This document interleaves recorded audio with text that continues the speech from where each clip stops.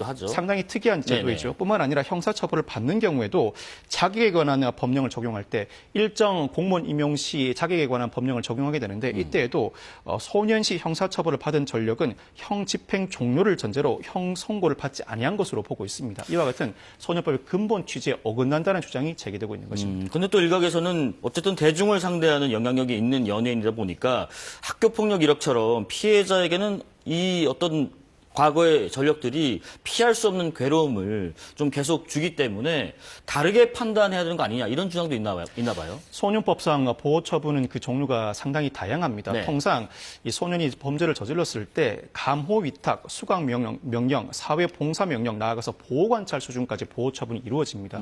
이를 넘어서서 소년은 송치 단계에 접어든다. 단기 소년은 송치는 6개월 이내이고 장기 소년은 송치는 2년 이하인데 소년은 송치 처분을 받을 정도이면 상당히 중한 범죄를 저질렀다고 하지 않을 수가 없습니다. 네네. 특히 이 조진웅 씨가 저질렀다는 범죄의 구체적인 내용과 범위가 확정되지 않은 상황이긴 합니다만 당시에도 소년원 송치 처분을 받았었고 유사한 범죄로 최근 보호 처분을 받게 된다면 애초에 보호 처분이 아니라 형사 처벌로 나가야 할 사안이긴 합니다.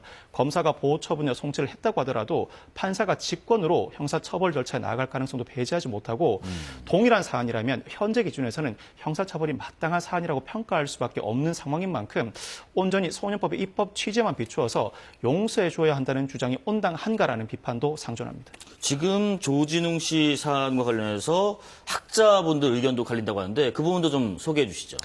일단 여러 학자들의 의견이 엇갈리고 있는데 네. 소년법의 입법 취지를 충분히 고려해야 한다. 조준웅 씨처럼 과거에 범죄를 저질렀다고 하더라도 장기간 끊임없는 노력을 통해서 대중의 신뢰를 얻은 인물이 일순간에 무너지게 된다면 현재 소년범들 더 이상 갱생 의지와 그 가능성을 꺾어버리는 조치에 이를 것이다. 즉 더 이상 소년범들에게 귀감이 되는 인물을 꺾어버린다면 이들의 갱생 의지마저 꺾는다는 결과에 이른다는 지적을 하고 있습니다. 반면에 이 사건은 씻을 수 없는 상처가 남아있을 피해자가 존재하는 범죄이다. 적어도 강력 범죄의 피해자가 존재하는 범죄라면 소년법의 입법 취지에 비추어 본다고 하더라도 하차는 마땅하다는 취지의 주장이 맞서고 있습니다. 네. 물론 소년법 입법 취지에 비추어 본다면 어떠한 경우에도 소년의 교화와 갱생은 포기할 수 없습니다. 그렇지만 소년 시기에 어떠한 범죄를 저질러 일정한 처분을 받았을 때 어떠한 불이익을 받지 않는다는 것은 법적인 개념이라고 할 수 있습니다. 사실상 일체의 불이익을 받지 않는다는 개념은 상정하기도 어렵고 그 가능성을 온전히 배제하기는 어렵습니다. 조준웅 씨는 하필이면 대중 연예인으로서 왕성한 활동을 해왔고 독립투사 이미지까지 얻게 된 상황입니다. 이로 인해서 어느 시점에 과거 이력이 폭로됨으로써 그로 인해 받게 된 사실상 불이익은 본인이 감내해야 할 영역입니다. 결국 피해자들로부터 충분히 용서를 받고 대중들이 품어 안을 수 있는 상황은 스스로가 만들어 나가야 하는 과정이라고 할 수 있습니다. 자, 그렇다면 입장문을 잠깐 볼까 하는데 조 씨의 입장문에 뭐 지적이 있는 것 같아요, 일부. 책임, 도리, 뭐 사죄 이런 표현은 있습니다만은 피해자에 대한 직접적인 사과냐 이런 얘기가 있다면서요. 이 사건 보도 이후 그 다음 날 곧바로 조진웅 씨가 전격 은퇴를 선언했습니다. 네. 다시 한번 사과 의사를 밝혔는데 지난 과오에 대한 책임이자 도리라고 생각한다면서 다시 한번 진심으로 사과드립니다라는 워딩이 포함되어 있긴 합니다. 그렇지만 진심으로 사과드린다는 그 사과의 대상 자체가 대중으로 읽혀지고 피해자들을 지칭해서 사과하는 의사는 보이지 않습니다. 네. 아마 이와 같은 워딩은 많은 고민 끝에 나온 것이리라 짐작을 합니다. 조진웅 씨 본인뿐만 아니라 소속사 관련된 법적 조언을 받으면서 많은 고민의 흔적이 녹아있는 것으로 보이는데 피해자들을 대상으로 포괄적인 사과를 할 경우에는 보도된 내용, 즉 과거의 범죄 사실 전반을 인정하는 취지로 읽힐 수 있다는 우려에 따라서 굳이 피해자에 대한 사과는 포함시키지 않은 것으로 보입니다만 이를 받아들이는 대중 입장에서는 우리를 향한 사과가 아니라 피해자들을 향한 사과가 먼저 선행되어야 한다는 인상을 받을 수밖에 없습니다. 이 조진웅 씨 사안이 정치권까지 번졌다고 합니다. 국민의힘 나경원 의원은 고위공직자나 공무원의 소년기 흉악범죄 전력을 국가가 공식적으로 검증하고 국민이 직접 확인할 수 있는 법안을 발의할 예정이라고 하고요.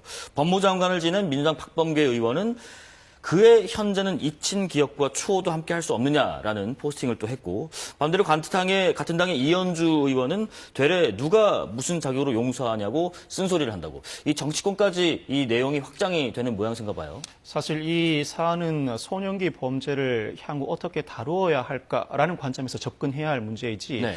정치적 성향에 따라서 견해가 엇갈린 문제는 아니라고 봅니다. 그럼에도 불구하고 정치권 논란까지 불거지게 되었는데 일단 국민의힘 나경원 의원은 고위공직자나 공무원의 소년기 흉악범죄 전력 조회 공개 법안을 발의할 예정입니다. 고위공무원에 임용되거나 선출직 공무원 선거 시에는 과거 살인, 강도, 성폭력 등 범죄에 한해서 조회 공개하는 제도를 마련하겠다는 입법 취지입니다. 반면에 민주당 박범계 의원은 그의 현재 반듯하고 대중의 사랑을 받는 모습이 과거의 잊힌 기억, 과거 소년기 범죄와 추호도 함께할 수 없는가, 그 모습을 공존시킨 상태에서 우리가 받아들일 수 없겠는가라는 소회를 밝히고 있고, 그렇지만 민주당 이현주 의원은 강력범죄의 섣부른 옹호는 2차 가해를 낳을 수 있다. 그 용서는 오로지 피해자의 몫이라면서 비판의 목소리를 내고 있습니다. 예. 그런데 그 조진웅 씨가 그 과거 10대가 아니라 성인이 된 이후에도 폭행과 음주운전 전력이 있었다는 얘기가 있어요? 조진웅 씨가 대학 졸업 후에 연극 배우로서 극단 생활을 시작했다고 합니다. 네. 당시 극단 생활을 할 때쯤에 극단 단원을 폭행해서 벌금형을 선고받은 전력이 있다고 합니다. 뿐만 아니라 영화 말죽거리 잔혹사 촬영을 마친 이후에 음주운전으로 처벌받은 전력도 있다고 하는데 이로 인해서 면허 취소 처분을 받았다고 합니다. 제보자에 따르면 당시 조진웅 씨가 아버지의 이름인 조진웅이라는 가명을 씀으로 인해 네네. 아마 경찰이 유명 연예인이라는 사실을 인지하지 못했던 것으로 보인다고도 언급하고 있습니다. 근데 어쨌든 조 씨 은퇴에 지금 방송가도 비상인가 봐요. 형사 역할 맡은 뭐 드라마 경우는 촬영이 다 끝났다고 하던데 그렇다면 조진웅 씨 측에 대해서 만약에 손해배상 책임을 물으면 어떻게 되는 겁니까? TVN 시그널2는 지난 8월에 촬영을 마치고 조만간 방영 예정인데 비상입니다. 이 관계자 발언에 따르면 조진웅 씨는 이 드라마의 주연이 아니라 중심이다. 도저히 일부 편집을 할 수 없는 수준이라고 합니다. 방영 자체가 심각하게 어려운 상황에 직면한 것으로 보이는데 알려진 바에 따르면 품위 유지 의무 위반으로 인한 위약금이 출연료의 2배에 이른다고 합니다. 뿐만 네. 아니라 부득이 재촬영을 하게 될 경우에 그에 소요되는 비용 등을 감안한다면 수십억 원의 배상금을 물어야 할 수 있다는 가능성도 제기되고 있는 상황입니다. 그렇지만 일단 이 TVN 시그널2 제작진 측은 당장 법적 책임을 묻는 사안에 대해서는 언급을 피하고 있습니다. 자, 다음 사건도 연예계에서 불거진 논란입니다. 이번엔 개그맨 박나래 씨인데 뭐 이른바 갑질 또 불법 의료 의혹 이것을 받고 있는 상황에서 활동 중단까지 선언을 했네요. 박나래 씨와 관련된 의혹도 여러모로 제기되고 있습니다. 직장 내 괴롭힘, 특수상해, 진행비 미지급에 이어서 대리 처방 의혹까지 불거진 상황입니다. 이 직장 내 괴롭힘은 평소 안주 심부름, 파티, 뒷정리, 술자리 강요 등 24시간 대기를 전 매니저들에게 강요했다는 취지입니다. 전 매니저들이 제보자로 나서고 있는데 특수상해는 화가 나서 술잔을 전 매니저 한 명에게 던져서 상처를 입혔다는 의혹입니다. 뿐만 아니라 진행비 미지금은 전 매니저들이 관련된 업무를 진행하는 과정에서 개인 비용을 먼저 지불할 때가 있었는데 이 비용을 차후에라도 보전해 주지 않았다는 취지입니다. 여기에 대리처방 의혹까지 불거져 있는데 이 대리처방 의혹이 더 큰 문제라고 할 수 있습니다. 비의료인으로부터 마약류를 수시로 대리 처방받았다는 의혹인데 이 사안은 상황에 따라 박나래 씨도 직접 처벌받을 수 있는 사안이라고 할 수 있습니다. 그럼 일단 좀 나눠볼게요. 일단 전 매니저들과의 얘기랑 의료 관련된 행위 얘기를 좀 나눠보려고 하는데 일단 그 박나래 씨는 입장을 올렸습니다. 전 매니저와 오해는 풀었지만이라고 밝혔는데 그러면 합의까지 이르렀다는 건가요? 합의에 이르지는 못한 것으로 보입니다. 이 사건은 우선 전 매니저들이 박나래 씨 부동산에 대해서 가압류 신청을 하고 손해배상 청구 소송을 제기할 기세를 보인 이후에 박나래 씨 측이 전 매니저들이 연이어서 퇴사를 하더니 사실과 다른 의혹을 제기한다면서 공갈미수로 고소를 하게 됩니다. 그 이후에 양측이 만났다고는 합니다만 전 매니저 전체와 만난 것으로 보이지는 않고 박나래 씨 측 입장에 따른다고 하더라도 오해만 풀었을 뿐이지 관련된 법적 절차가 모두 종결된 것은 아닌 것으로 보입니다. 더군다나 어제 전 매니저들의 고소장이 경찰에 접수되었는데 특수상해 허위사실 적시 명예훼손으로 고소한다는 내용이라고 합니다. 특수상해는 이미 제기된 의혹과 관련된 처벌 의사로 보이고 허위사실 적시 명예훼손은 서로 공방을 벌이는 과정에서 박나래 씨 측 주장에 대해서 반박하는 취지로 처벌을 구하는 의사로 읽혀집니다. 여러 가지 지금 혐의에 대해서 좀 다투고 있는 것 같네요. 자, 그리고 지금 그 의료행위 관련된 얘기 해볼게요. 뭐 이른바 주사 이모라고 하더라고요. 이 주사 이모를 통해서 불법 의료 행위를 받은 의혹을 받고 있다. 법적 쟁점 사안 한번 들어보겠습니다. 주사 임으로 일컬어지는 인물로부터 수시로 주사와 링거를 맞아 왔다는 것입니다. 의료인이 아닌 자가 의료 행위를 하는 것 자체로 의료법 위반이고 이는 5년 이하 등 징역에 처하는 대상이라고 할 수 있습니다. 그렇죠. 원격 진료를 할 수도 있습니다만 원격 진료도 의료인만 가능하고 이 원격 진료는 정보통신 기술을 통해서 처방을 내리는 절차라고 할 수 있습니다.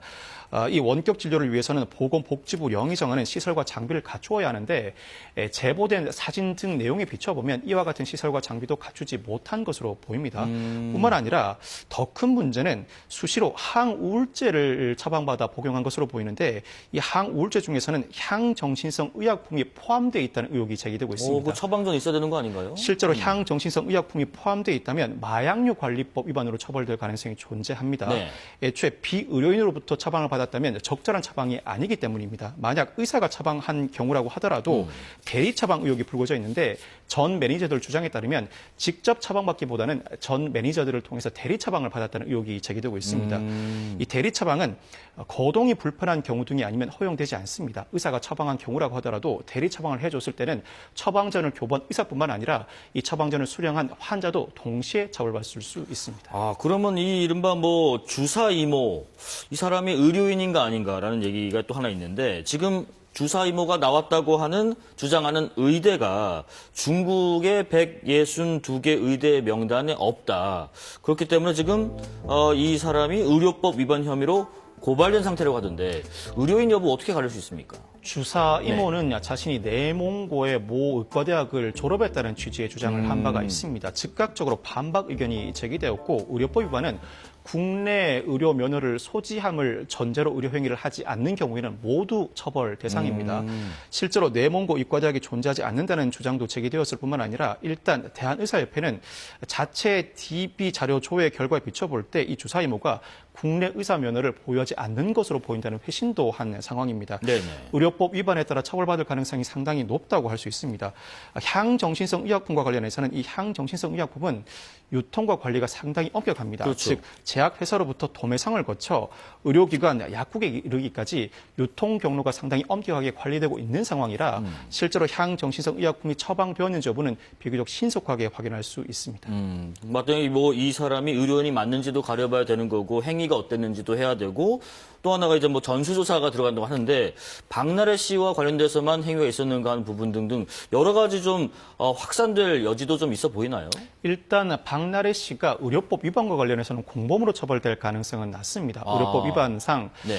비의료인의 의료행위는 그 행위자만을 처벌하는 규정을 두고 있을 뿐이지 그 의료행위의 상대방인 환자를 처벌하는 규정을 두고 있지는 않습니다. 물론 이론적으로는 비의료인에게 적극적으로 가담해서 대가를 부여하면서 의료행위를 유발하였다면 공범으로 처벌될 가능성이 존재하는데 실제 판례상으로는 환자가 비의료인의 의료행위에 가담했다는 이유로 공범으로 처벌받은 전례가 거의 존재하지 않습니다. 판례가 그래요? 그렇지만 이 향정신성 의약품과 관련해서는 처벌받을 가능성이 충분히 존재합니다. 아직까지 박나래 씨는 이 주사 이모가 의료인이었다는 취지로 주장을 하고 있는데 자신의 인식이 없었다면 적법한 처방을 전제로 고의가 존재하지 않는다는 이유로 처벌받지 않을 가능성이 여전히 존재합니다. 그렇지만 일부 의심되는 정황이 현출된 상황이었을 뿐만 아니라 의사라고 믿었다고 하더라도 대리 처방을 반복했을 때는 이때는 역시 의료법 위반입니다. 직접 대면하지 않고 처방전을 교부받았거나 처방전을 교부받지 않은 상황에서 다수 향정신성 의약품을 교부받아 복용하였다면 이는 그 자체로 의료법 위반으로 처벌될 수 있는 행위입니다. 예.